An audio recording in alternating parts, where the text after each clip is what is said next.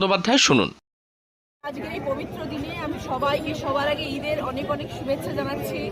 ঈদ মোবারক আপনাদের সবাইকে, যারা যারা এই মুহূর্তে আমার এই শো দেখছেন। আপনারা সবাই ভালো থাকুন, আপনারা সবাই সুস্থ থাকুন, আনন্দে থাকুন। ঈদ মোবারক আপনাদের সবাইকে। প্রত্যেক বছর ঈদে এখানে থাকি, মানে আগের বছর ছিলাম, এবছর আবার এসেছি এবং আমার সবসময় ইচ্ছে থাকে যে ঈদের সময়টা আমি সবসময় পান্ডুয়াতে থাকি, কারণ আমার মনে হয় যে আমাদের রেড রোডে বিশাল বড় নমাজের একটা সেলিব্রেশন হয় প্রত্যেক বছর, আপনারা সবাই জানেন। তারপরে আমার মনে হয় সব থেকে বড় যেটা হয় সেটা বোধহয় আমাদের এই পান্ডুয়া লালবাজারে কালবাজারে হয়, কারণ এত সুন্দর মানুষের সমাগম এখানে এবং এত সুন্দরভাবে এই ঈদের উদযাপন করা হয়। আমি অভিভূত এবং আমার ভীষণ ভালো লাগে।